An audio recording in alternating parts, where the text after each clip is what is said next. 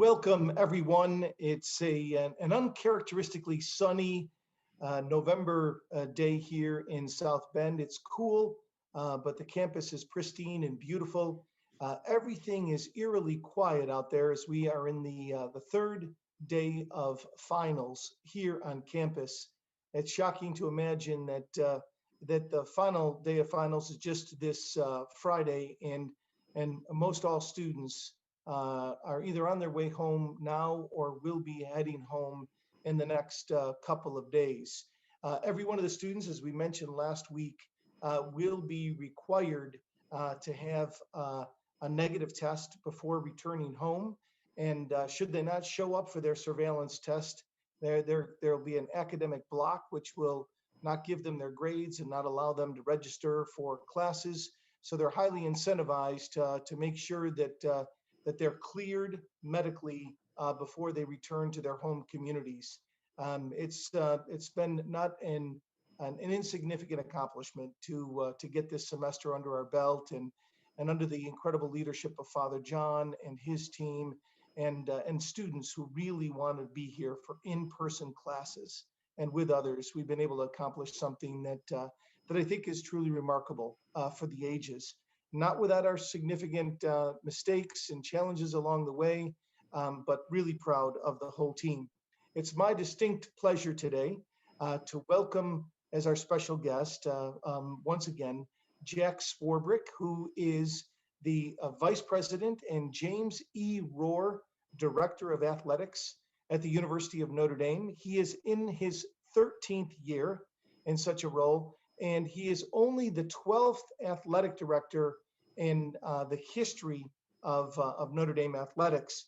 He was born in Yonkers, New York, and he was raised between Yonkers and Bloomington, Indiana. Jack graduated from Notre Dame in 1976, magna cum laude. I would have thought, looking back, that he would have been summa, but you know, you do what you can. And then he went on to get his law degree from Stanford in 1980. And probably more impressive than the law degree he picked up there, he met his beautiful wife, Kimberly, and in probably one of his greatest acts of salesmanship, he recruited her back to move back to Indiana. And we're really pleased that Jack and Kimberly have been such leaders of this university now for a long period of time, and they've raised 4 wonderful children here in Indiana. So thanks so much, Jack, for being with us. First question that we want to start out, of course, has got to be pandemic and racial unrest related. And this has been really unlike any year that clearly you have experienced as an athletic director, and arguably anybody in your role has experienced in the history of Notre Dame. So can you tell us, how have you adapted? What have you learned, and what are some of the key takeaways from managing athletics during a time of a pandemic and such racial unrest? Well, thanks, Lou, and it's great to be with you. I'm flattered to be a repeat guest. I assume this is an effort to try and have me get it right the second time, but I welcome the opportunity. You know, one of the things our audience might not appreciate it is one of the byproducts of this is we don't get to spend any time together. Right? I mean, I don't think you and I have been in the same physical space probably since March. Right. Among the things that are challenging about COVID, that's high on my list, that I don't get to spend the time, you don't get to spend the time that we'd like with our colleagues in casual conversation. So it's great to be with you, if only virtually. You know, it's hard to get perspective on the pandemic because we're still in the middle of it. But every day it dominates your day and your night, trying to navigate the next challenge. A couple of things stand out for me. One is I've gotten incredibly comfortable with being wrong, because I'll make a decision at 10 in the morning, and by 2 o'clock I'll have new information that tells me I was wrong. I have to change it. And everybody in our department has had to learn to be flexible and to understand that's going to happen and not have it impact you adversely. We got to be resilient. We got to be flexible. We got to be extremely creative, and they have been. So just the ongoing nature of it is part. The other observation is, and I've said this, I think the last time I was on with you and in many places, I don't know that I've ever been more proud to be at the University of Notre Dame.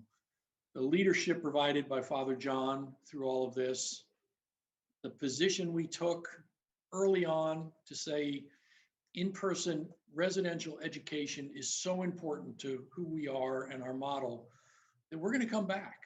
And that set a charge for all of us to figure out how to do that successfully.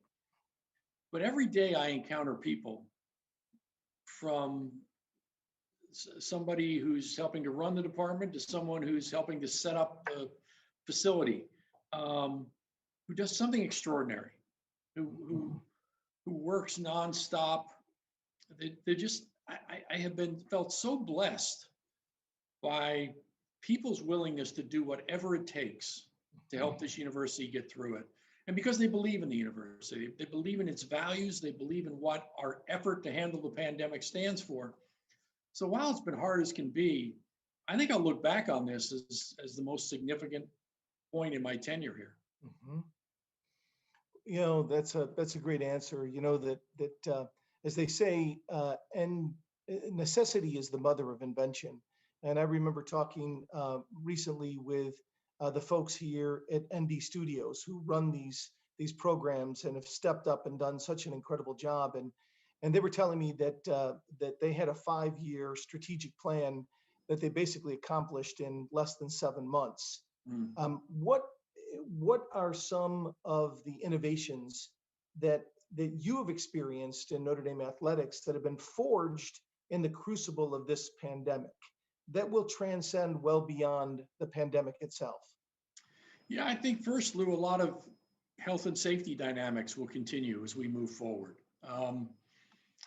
We have had to change absolutely everything that touches our operation. There's literally nothing we do, from the way we handle the footballs and the baseballs, to who serves as a ball person at a volleyball match, to how we eat dinner, to how we allocate locker room space. And so every piece of this has had to change, and it's an ongoing effort, right? You never have it exactly right. You continue to evaluate it and move on. So I think a lot of those will stay in place. You know, we'll get past this pandemic, but you know, it was Ebola and it was SARS and it was COVID-19, and there'll be something else. And so I think we'll be in a better position when we hit that because of all the changes we'd make. I mean, it's one small great example, but it's fascinating.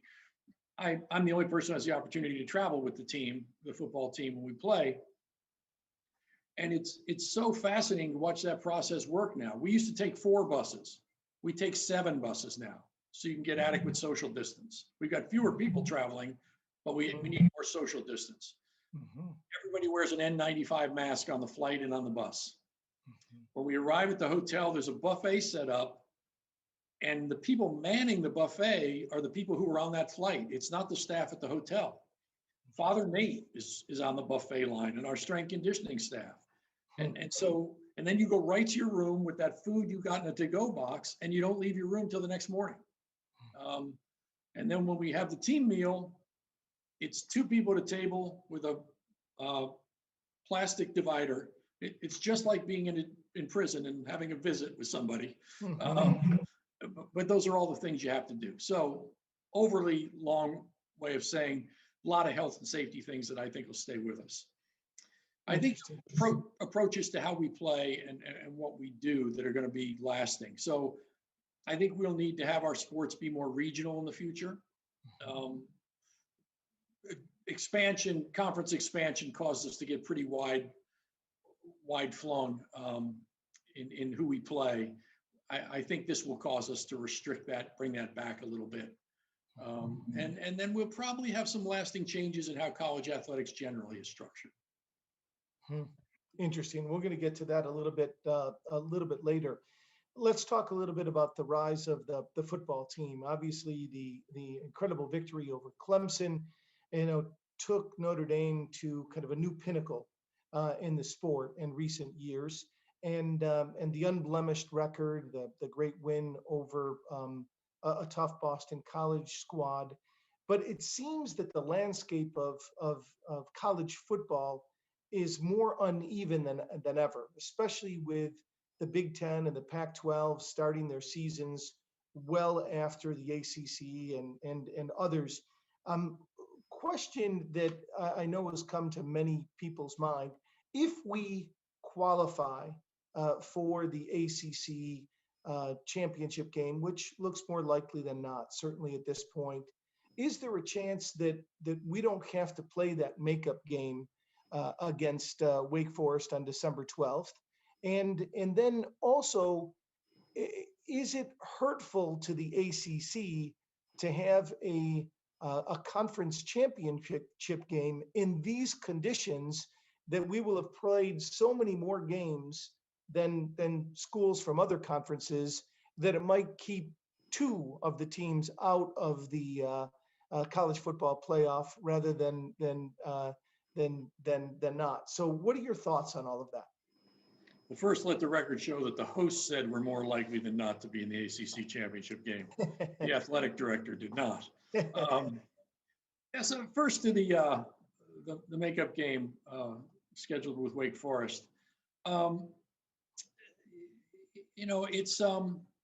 It's a conference decision, and it's really important. We have benefited, as the conference has, by having this relationship for this year.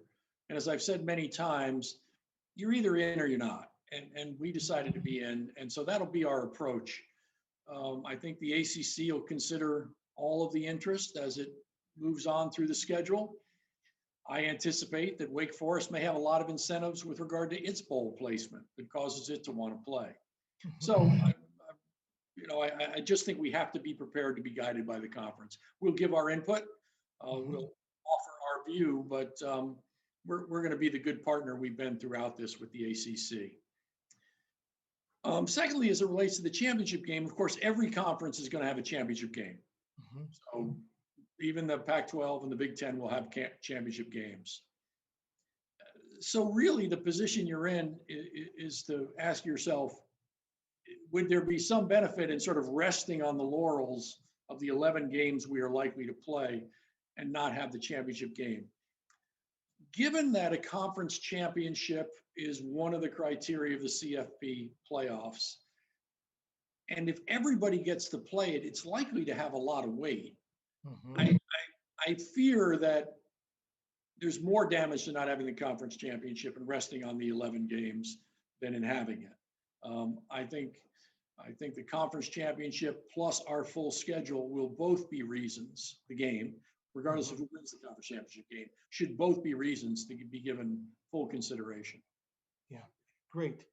You always hear folks, critics out there question the relevance of Notre Dame football, and we see that the Notre Dame Clemson football game this year had more than 15 million viewers, the most watched college football game of the season. And then just last week, the Notre Dame Boston College game was viewed more than any other college football game, even though it wasn't in prime time during the season, and actually outdrew the Masters golf tournament, which is quite impressive.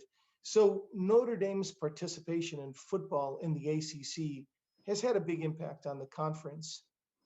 In what ways has it been really good for us? And what are you thinking down the line? Does Notre Dame find a permanent home in the ACC conference with football? Well, it has been great for both parties, which is the essence of the agreement, right? That's what we hoped.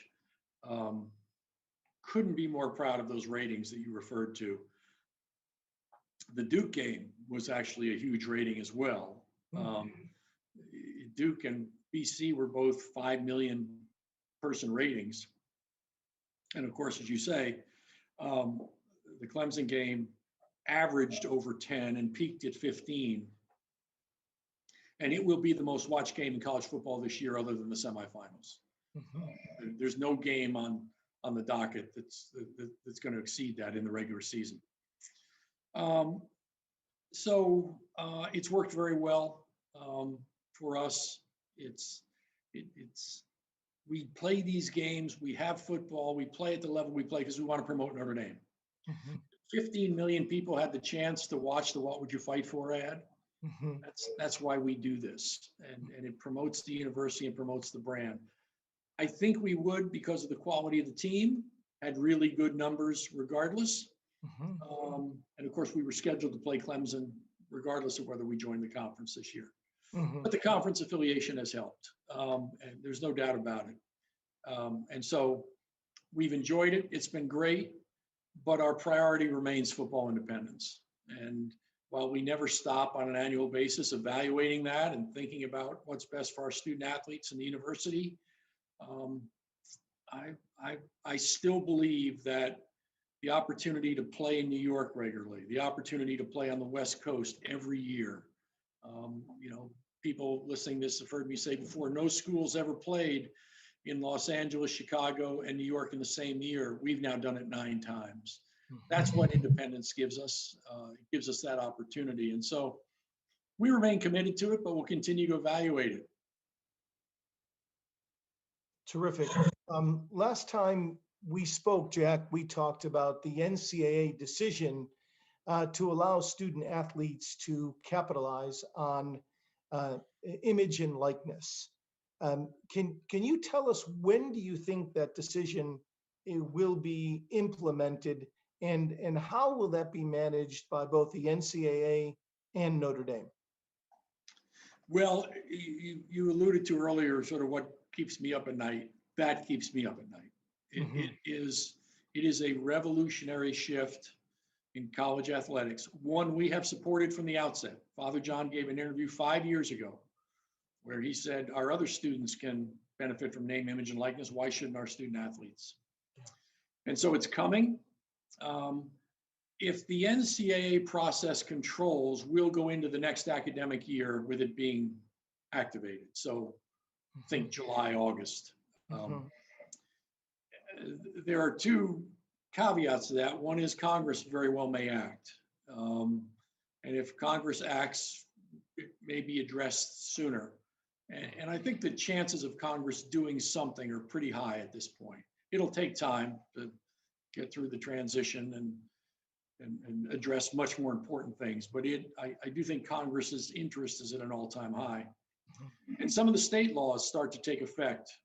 The earliest one is Florida on July 1. So it's coming. It's a challenge because we do not know the final form. Will it be what Congress decides? Will it be what the states decide? Will it be what the NCAA decides? So we have to sort of plan understanding that uncertainty. And we're planning in a time where we don't have the resources. We're in a hiring freeze, appropriately so. It's what the university should be doing. And we have significant financial challenges moving forward. But now we have this massive new obligation that it has so many moving parts. We've got to educate the student athletes. We've got to be a resource to them in the deals they make. We have to track every transaction and report it to the NCAA. The list goes on and on. And so we got to figure it out. We'll probably have to move resources from something else to allow us to do it, but we'll get there. Mm-hmm. So what are your major concerns other than financial? Are you concerned that that it might be applied unequally across the different conferences and institutions? Give us a scenario of what might really concern you. Well, I think you can, given its newness, you can absolutely anticipate that there'll be a lot of unevenness in the application initially. Because even when the NCAA adopts legislation, there'll be more unanswered questions and answered questions, and that we'll have to work our way through. But the thing to keep in mind is the complexity of this. People tend to think of the traditional endorsement, and there will be some of that. I don't think there'll be much national endorsement activity, but there'll be a little bit. How does that relate to our existing partners? What categories do we exclude and say, this is inappropriate with Notre Dame's values or is a conflict of interest, right? So That's the traditional one. The largest area of activity will be what people refer to as social influence. Right? It will be what you do on TikTok or YouTube, and what your profile becomes. That will largely occur without regard to how successful you are as a student athlete. Some of the most successful influencers among college student athletes are people you've never heard of. They're just really good on TikTok. And so that's where their value comes from. So you'll have that. Student athletes can now give instruction or conduct camps in a way they couldn't before. How do we manage that? What does that look like? How does that relate to the activity we do as an athletic department? And finally, they can launch businesses. And how does that relate to if they want to launch an athletic related business? How does that relate to something we do? So I could go on forever, but it's those complications. It's figuring out how to navigate them in a very uncertain environment and doing it in a way that benefits our students. I mean, that's our first priority here, and how to do it in a way that doesn't reduce the overall benefits for students where just a few benefit. Yeah, you certainly could see it tipping the scales on a recruiting basis in terms of which institutions and conferences are going to be more accommodating to student athletes than others. So it'll a lot of questions, as you suggest. But some have argued that this pandemic has just been an accelerator for change. And already before the pandemic, intercollegiate athletics was on a fast track for change. Many challenges, a push for change on many different fronts. I've always seen you as one of your great strengths is thinking ahead. You've always been a visionary thinker.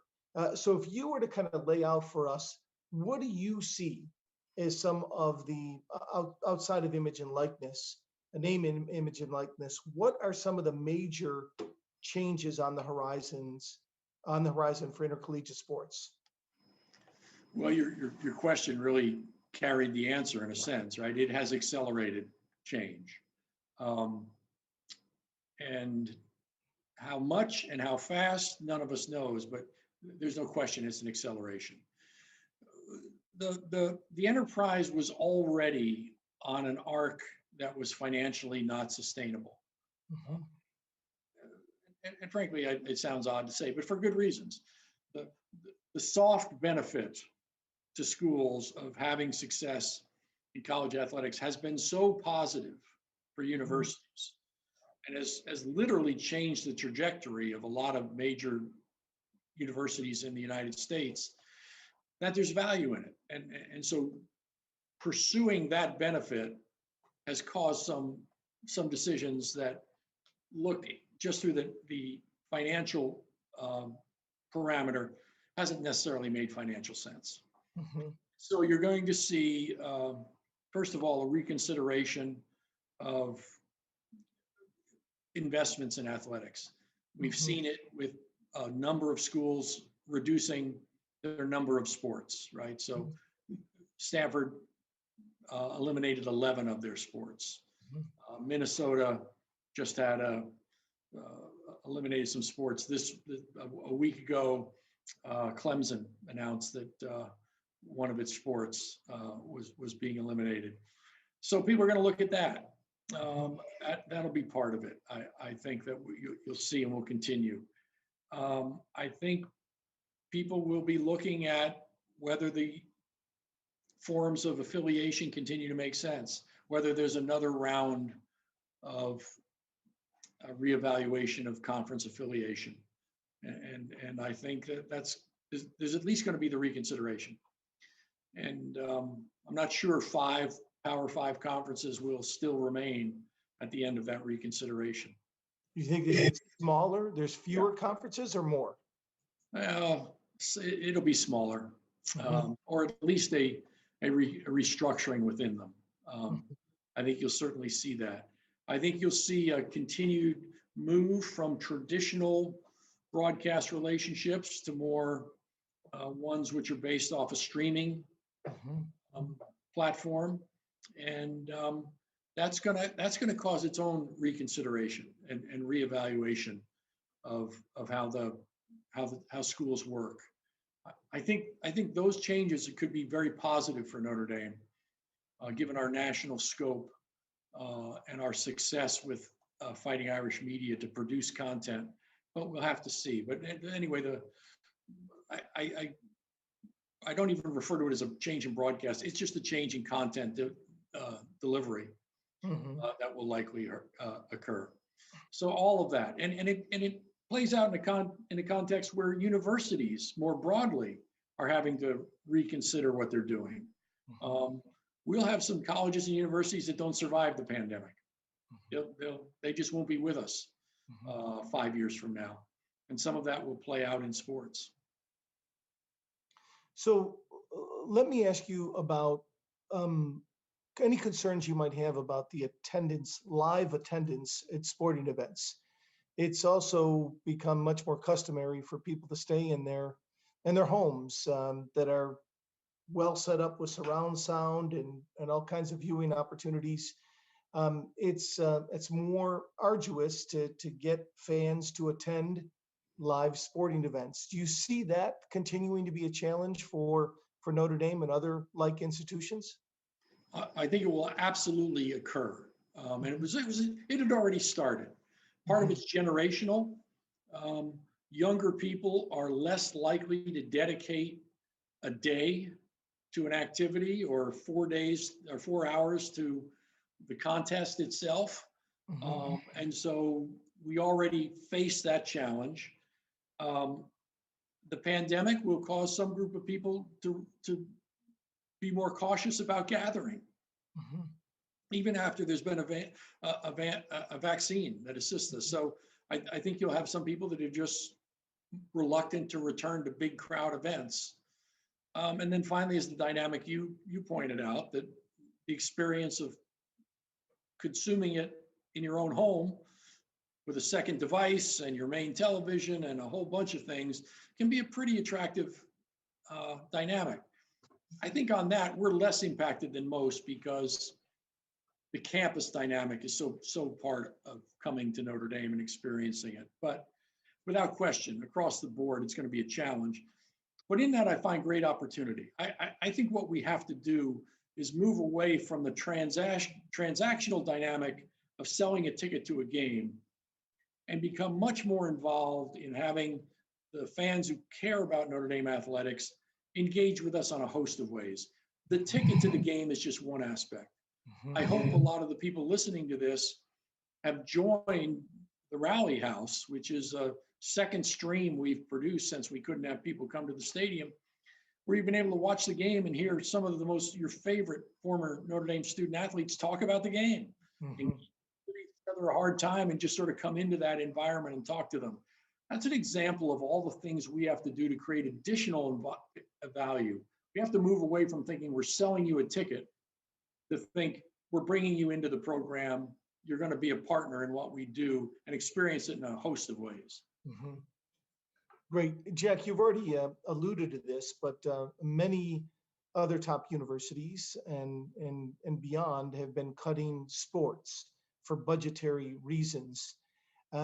The impact of the pandemic has again accelerated the financial challenges for athletics departments. And my guess is that Notre Dame is not immune to that challenge. So how has it impacted Notre Dame from a budgetary standpoint? Are we at risk of cutting sports? And how do you construct a financially sustainable model for sports here at Notre Dame? Yeah, it's a pressing question for us. In some ways, we have been as impacted as anybody in the country because so much of our revenue is tied to a single sport, almost more so than anybody else among the Power Five conferences on a relatively basis. We have a bigger budget than a lot of those schools, but they are less dependent on a single sport, and our model is very, very dependent on football. So the impact is very, very significant for us. As to how we approach it, we're very much involved right now in trying to find a way forward.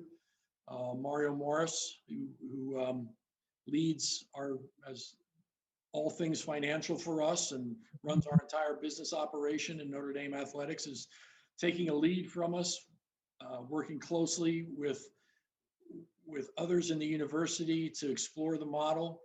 As we head into the new year, we'll be coming forward with proposals to how we think we'll do this.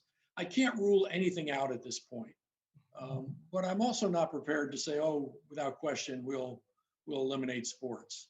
You have to look at it holistically. What are all the pluses and minuses? Those sports provide great value to the university and to the students. So can't take anything off the table right now. We're going to evaluate every piece of it, but I'm not prepared to say we have any answers in place. We're just trying to evaluate all of them. Mhm. It will be critical for us, as you and I have talked about a lot, to count on the great support that the Notre Dame family gives us. There's no short-term, easy way out of this. This is a 5-year process of working through this. And we are in the great position we are with the success we're having, in large part because of the work of your staff and others and the incredible generosity of our fans who have helped Notre Dame get to the place it is right now. And so their continued support is going to be critical to us. This is probably the period of greatest need, certainly in my 13 years, but maybe in the history of Notre Dame athletics, the modern history.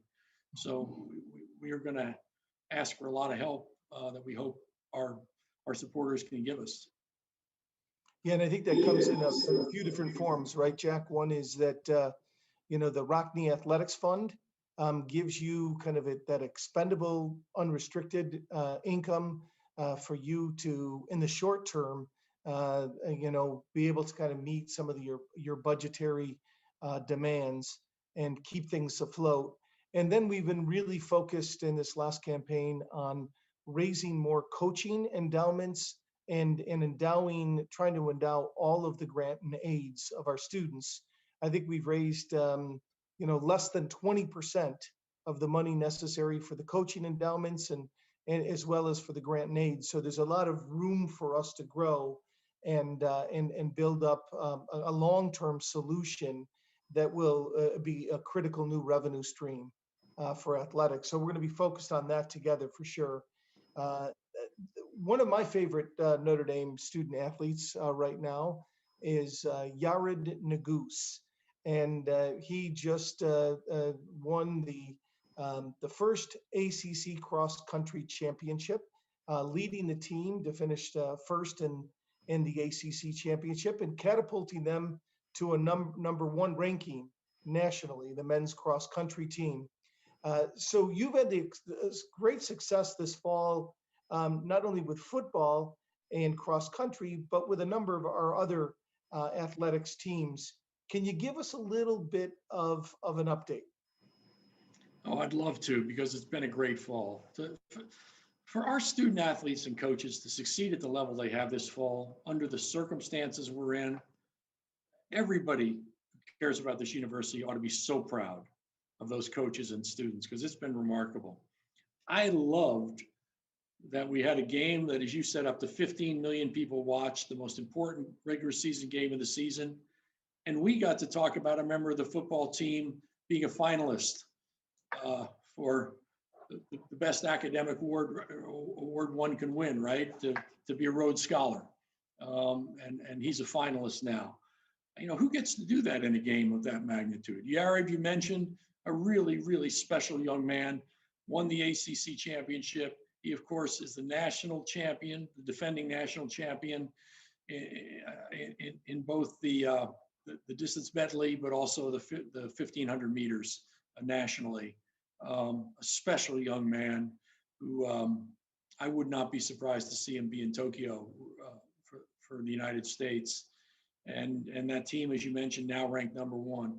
Our volleyball team finished the season ranked number 5 in the country. Only had one loss all fall. What that squad and that coaching staff has done to go from a program that wasn't, frankly, very competitive to move them to one of the best programs in the country in a very short period of time is a source of great pride. Tonight, our men's soccer team plays the number one ranked team in the country, Pitt, in the semifinals of the NCAA or the ACC championships. If they succeed tonight, they're in the finals of the conference championship for the best league in soccer in the country. So I could go on and on. It's just under these circumstances, and the one thing we told everybody all year is it's not about your competitive performance. It's about staying healthy and having a positive experience. Don't worry about how you do competitively. Well, look how they've done competitively. It's so inspirational. They're having a great year in the classroom, and they're across the board. They're performing at a very high level. And kudos to you and all our student athletes. Yesterday, I believe it came out that for the 14th consecutive year, we had the highest graduation rate among all schools in the country, with 98% of our student athletes graduating. And I know you've referred to that in the past as a national championship in and of itself. You want to say just a few words about that? Yeah, well, the first thing is I find it so amazing that we've been able to do that for this many years that I really need to quit before we don't win it. I mean, this is such an amazing thing. This is like UCLA's 88 consecutive basketball games, and of course Notre Dame ended in a famous game here, or pick your unbelievable success story in any sport in college athletics. No school will ever lead the country in that measurement for 10 consecutive years, no less 14. It'll never happen again. Mm-hmm. And it is such a great source of pride that we continue to do it. I'm expecting each year that we'll be second or third, and that's great, right? Yeah. But we keep on for the overall ranking, all sports in the aggregate, to rank first. And to do that for 14 consecutive years may be the thing I'm most proud about in everything we've accomplished in the past 13 years. So quick question about this interterm break, which is going to be lengthier than it's ever been in modern history. Students get out this week. They don't come back till February 3rd. There's a 10-week break, but we have a number of winter sports that will be competing during that period of time. So where do you house them? How do you feed them during this period? And how do you keep them safe as we're in this kind of second wave of the coronavirus? Yeah, it's going to be fascinating. And we spent a lot of time on it and have what I think are very good plans, but our residence halls will be closed. So they will be in off-campus housing that we've made arrangements for. University's been great in helping us do that. Our dining halls won't be open, so we will feed those student athletes off campus and through different methods for making sure that they have the nutrition they need to. And so for hockey and the two basketball teams, they're in the middle of their season. Our men's basketball team will only have 5 of their games all year where students will be on campus. It's a very different experience. So for those schools, for those teams, we want it to be as positive an experience as they can. We'll be testing them regularly, just as we would if campus had all the students here. We'll make sure that they have all the health and safety precautions, and we're feeding them appropriately, and they have a good living experience.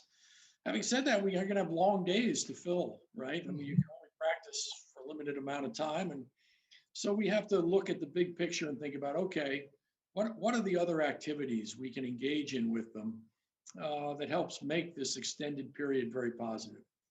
Then for all the other sports, it's about working with each team and the coaches to say, how long can you wait to come back? To try and get them as close to February as possible. So, all the spring sports want to get started because their competition is going to be upon them. But how long can you wait? And some will have to start pretty early in January, but others can get a little closer to the end of mid-February, the end of February when school starts up again. And we'll work hard on that. Any plans of welcoming fans back for hockey and basketball games?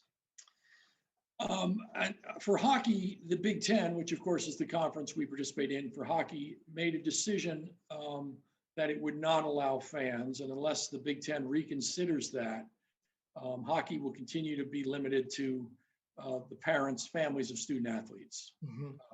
We'll be guided by the Big Ten decision on that. Basketball, we're under the ACC rules, we're left to make that decision on our own. And we'll evaluate it as we go. I think we'll start with just parents attending and sort of see how St. Joe County's doing.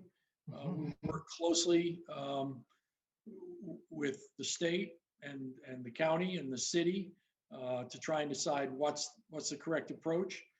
I would hope that we start to improve beyond what we've got, where we are right now, of course, and on a county basis, not in a very good place. But as it improves, I hope we can start to expand attendance for basketball. But I don't imagine it'll be more than 10% of capacity for even under the best of circumstances. Great. Well, a couple questions left, Jack. One goes back to kind of your former career. You know, being one of the leading architects of amateur sports in Indianapolis. There's been a lot of talk in the last couple of days that there's a good chance that March Madness could be kind of housed in one bubble instead of being spread across the country, and that Indianapolis could very well be the site where all of this will happen. What does that look like to you? What does that mean for the city and for basketball? Well, first of all, I think it's the right thing to do. It minimizes travel. It allows you to focus on the conditions of a single city. And so I think it is absolutely what should happen. And I'm really proud that Indianapolis is a logical choice for that. I hope that's where they wind up, because the city was really designed to accommodate that. It was a great host for the Super Bowl. It's been a great host for Final Fours, but it has the capacity to do that. It has the capacity to have 64 separate teams there and have them all essentially downtown in a close location to the facility. And so I think it's the perfect match. And frankly, Indianapolis needs it. Like a lot of cities, it's really struggled to get past the challenges imposed by the pandemic. And this would be a great source of energy and positiveness for the community that I'd be so pleased to see. But the city's built to do it. You've got the convention center, you've got the football facility, you've got the Pacers facility, you've got Butler.